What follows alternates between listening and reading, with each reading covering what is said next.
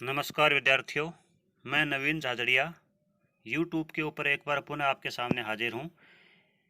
दोस्तों, पिछली बार हमने विश्व की आदिम जनजातियों के अंतर्गत एक ध्रुवीय प्रदेश की जनजाति एस्किमो के बारे में अध्ययन किया था। वहीं दूसरी मरुस्थलीय क्षेत्र की जनजाति बुशमैन का अध्ययन किया था। इसी कड़ी में आज हम अध्ययन कर रहे हैं भूमध्य रेखीय उमस वाले वातावरण की एक जनजाति पिग्मी जनजाति की। पिग्मी जनजाति अफ्रीका के भूमध्य रेखीय वनों में निवास करने वाले बोने या पिग्मी आखेट आधारित जीवन पद्धति के सबसे अच्छे उदाहरण हैं। मध्य अफ्रीका के वन क्षेत्रों में निग्रोइड प्रजाति के अनेक जनसमूह पाए जाते हैं, जिनमें सबसे नाटे लोगों को, जिनकी औसत लंबाई 150 सेंटीमीटर से कम लगभग 4 फुट ही होती है, बोना कहा जाता है। इनकी स्त्रियों की औसत लंबाई 140 सेंटीमीटर ही होती है। इनमें कुछ अधिक कद का समूह भी होता है, जिन्हें पिग्माइड कहते हैं। पिग्मी अनेक उपजातियों में बंटे हुए होते हैं, जिनमें 4 प्रमुख हैं। ये परीक्षा में आपको प्रश्न भी पूछ सकते हैं कि ये उपजातियां किस जनजाति से संबंधित हैं, या इस प्रश्न को यूँ बना सकते हैं कि निम्नलिखित में से पिग्मी उपजातियों का समूह नहीं है। तो ये चारों आपको याद रखने पड़ेंगे। पहला है बाम्बूती या मबूती, दूसरा है तवा TWA, तीसरा है बिंगा और चौथा है गसेरा। एक बार पुनः आपको रिपीट कर दूं। पहला है बाम्बूती या मबूती, दूसरा है तवा, तीसरा है बिंगा और चौथा है गसेरा। ये सभी उपजातियां मूलतः निग्रिटो प्रजाति से विकसित हुई हैं। इनकी भाषा एवं गुणों में स्थानगत अंतर पाया जाता है, लेकिन शारीरिक विशेषताएं प्राय समान होती हैं, जैसे नाटा कद, चिपटी नाक, मोटे होठ, काला रंग, घुंघराले बाल और फुर्तीला स्वभाव। भले ही ये कद में छोटे हों, लेकिन अत्यधिक फुर्तीले होते हैं। सभ्यता की दौड़ में यह विश्व की सबसे पिछड़ी जनजाति है, अर्थात आधुनिक सभ्यता से इनका संपर्क अब तक भी नहीं हुआ है। अब हम बात करते हैं इनके निवास क्षेत्र की। पिग्मी अफ्रीका के मध्यवर्ती भाग में स्थित कांगो बेसिन के निवासी हैं। बाम्बूती वर्ग के लोग भूमध्य रेखा के उत्तरी भाग में बसे हुए हैं। इसमें भी उपजातियां जैसे जवाइड, आका और एमने प्रमुख हैं। ये अपने गोत्र में बाल विवाह नहीं करते हैं। तवा उपजाति के पिग्मी मध्यवर्ती वनों के निवासी हैं और बिंगा भूमध्य रेखा के दक्षिणी भाग में पाए जाते हैं। मध्य दायरे में पिग्मी को बातवा कहा जाता है, जबकि बाम्बोदे बेसिन में इन्हें बालिया कहा जाता है। सभी बोनों की उपस्थितियों को सामूहिक रूप से एचवा भी कहा जाता है।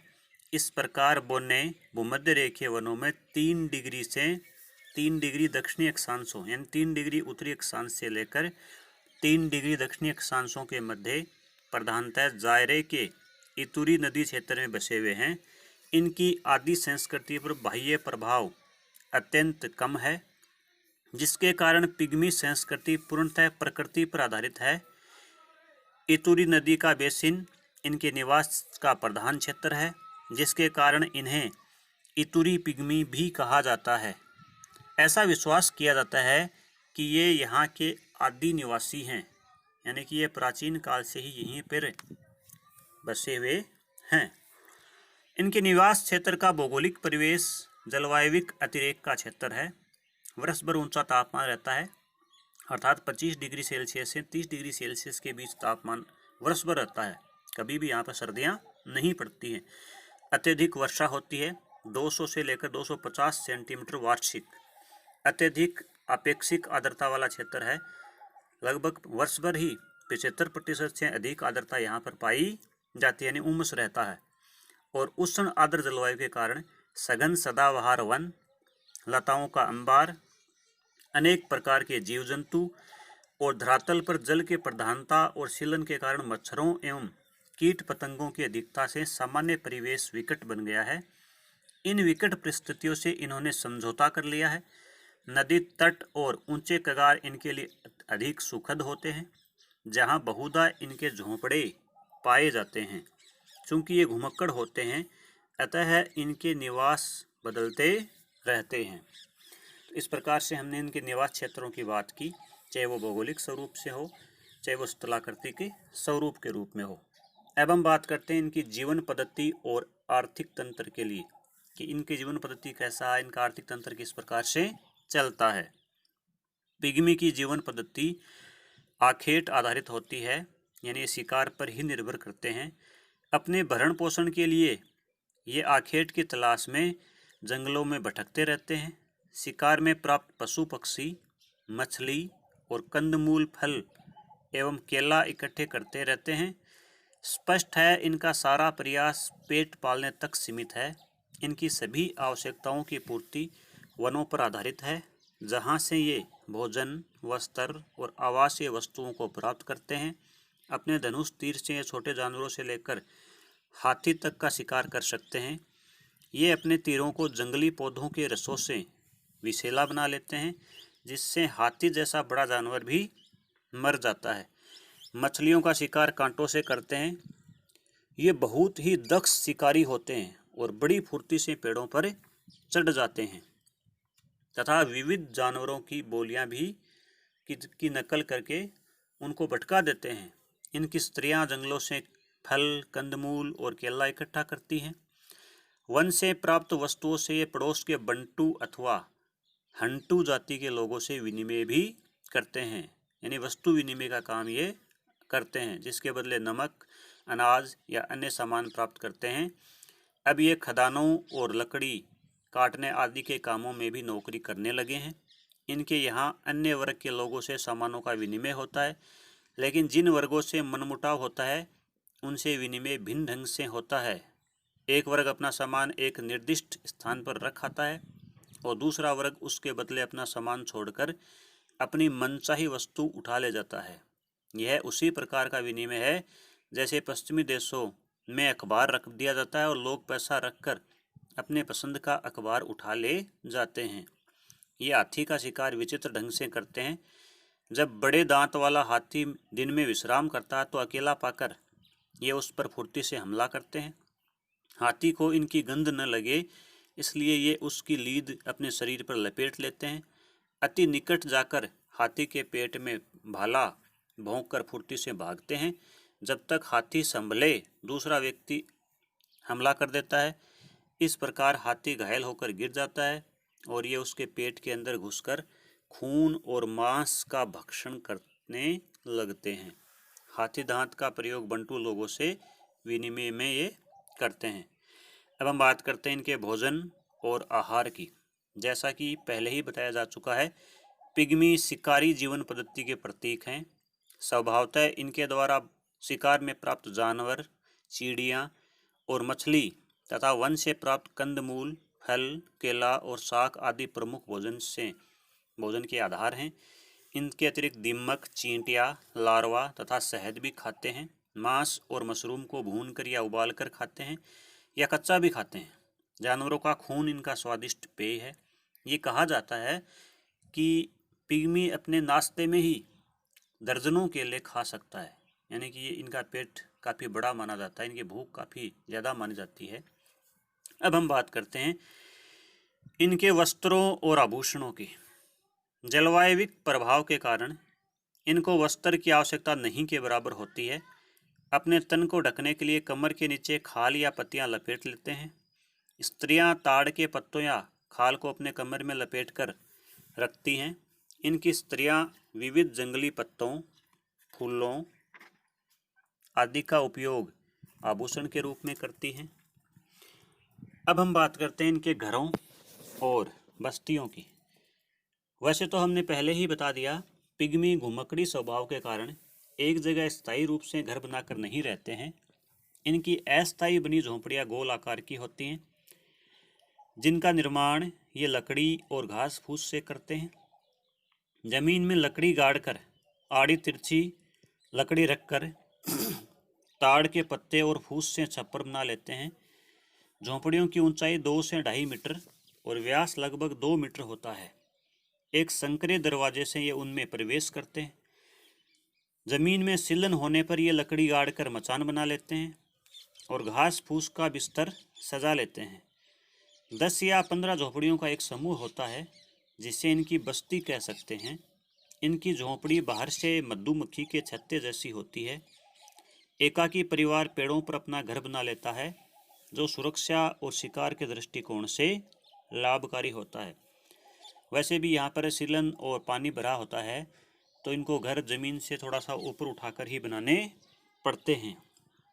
अब हम बात करते हैं इनके उपकरण और अस्त्र शस्त्रों की। तीर धनुष और भाला इनके प्रमुख अस्त्र शस्त्र होते हैं। मछली मारने के लिए कटिया भी बनाते हैं।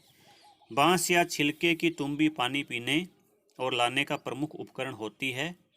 ये बांस या लकड़ी की खाट भी बनाते हैं, जिनका उपयोग सोने के लिए करते हैं। ये बांस की सीटी या बांसुरी भी बनाते हैं, जिससे अनेक जानवरों की बोली निकालते हैं और बहुधा पुरुष इन्हें अपने गले में ही लटकाए रहते हैं। स्पष्ट है कि बोने तकनीकी विकास की प्रथम अवस्था में जीवन यापन करने वाले मानव समूह हैं। जैसा कि पहले ही ऊपर बताया जा चुका है कि ये सबसे आदिम रूप में रहने वाली जनजाति है। अब हम बात करते हैं इनके सामाजिक संगठन की। इनका सामाजिक संगठन बहुत ही साधारण होता है। इनमें न तो कोई मुखिया होता है और न ही कोई पंचायती संस्था जैसी संस्था। ये सभी झगड़े और कलह आपसी बातचीत से सुलझाए जाते हैं। यानी कि इनके जितने भी झगड़े और कलह होते हैं वो आपस में ही बातचीत करके सुलझा लिए जाते हैं। ये वन देवता में विश्वास करते हैं, जो जीवन धारा को नियंत्रित करता है। बच्चों की पैदाइश पर वन देवता को प्रसन्न करने के लिए समूह में गीत गाते हैं। इनकी गीत संगीत इनके आमोद प्रमोद की परिचायक हैं। किसी के मरने पर ये अपने झोंपड़े के पास लकड़ी और घास फूस रख कर जला देते हैं और वहाँ से अपना खेमा हटा करके दूसरी जगह पर स्थापित कर लेते हैं। शादी विवाह आपसी मेल भाव का द्योतक है। इनकी शादी विवाह की बात करते हैं, आपसी मेल भाव से ही शादी समारोह करते हैं। ये दूसरे को अपनी बहन देकर पत्नी प्राप्त कर लेते हैं। यानी कि आधुनिक भाषा में, हमारी लोकल लैंग्वेज में हम कहें तो आटा साटा करते हैं। ये बहु विवाह भी करते हैं। ये अपने परिवार के प्रति बहुत ही निष्ठावान होते हैं। पिग्मी का संसार भौगोलिक परिवेश की दुरूहता के कारण एकांगी रहा है, जिस पर बाह्य संस्कृति का प्रभाव न्यूनतम है। समीपवर्ती सूडानी बंटू अपेक्षाकृत इनको अधिक प्रभावित कर सके हैं, जिनसे ये कुछ वस्तुओं का आदान प्रदान करते हैं। इसी क्रम में ये समीपवर्ती जातियों की बोलियां भी सीख गए हैं, लेकिन जीवन पद्धति में कोई खास बदलाव नहीं आया है। किबू नदी के पास बसी तवा उपजाति के बोने रुवांडा, बुरुंडी और जायरे की अन्य जातियों के संपर्क में आते जा रहे हैं और अब कुछ नौकरी भी करने लगे हैं। कुछ पशुपालक एवं कृषक जनजातियों से इनका संपर्क बढ़ा है। यूरोपीय उपनिवेशवाद ने भी इन्हें प्रभावित किया है। ये अब नौकर, गाइड और खदान मजदूर के रूप में काम करने लगे हैं। फिर भी अधिकांश बाहरी संपर्क से दूर ही रहना चाहते हैं। आदिम जीवन पद्धति, कुपोषण और बीमारियों के कारण इनकी संख्या दिनों दिन कम होती जा रही है, क्योंकि ये अपने आप को बदलना नहीं चाहते हैं, अपने आप को आधुनिक संस्कृति में ढालना नहीं चाहते हैं। तो धीरे धीरे यहाँ पर जो मलेरिया है, क्योंकि यहाँ पर बहुत अधिक कीचड़, पानी, गंदगी रहती है, तो ऐसी बीमारियाँ इनको धीरे धीरे इनकी जनसंख्या को कम करती जा रही है। तो इस तरह से आज हमने पिग्मी जनजाति के बारे में अध्ययन किया। उम्मीद करता हूँ कि हमारे YouTube के द्वारा आपको कुछ हद तक पढ़ने में सफलता मिल रही होगी।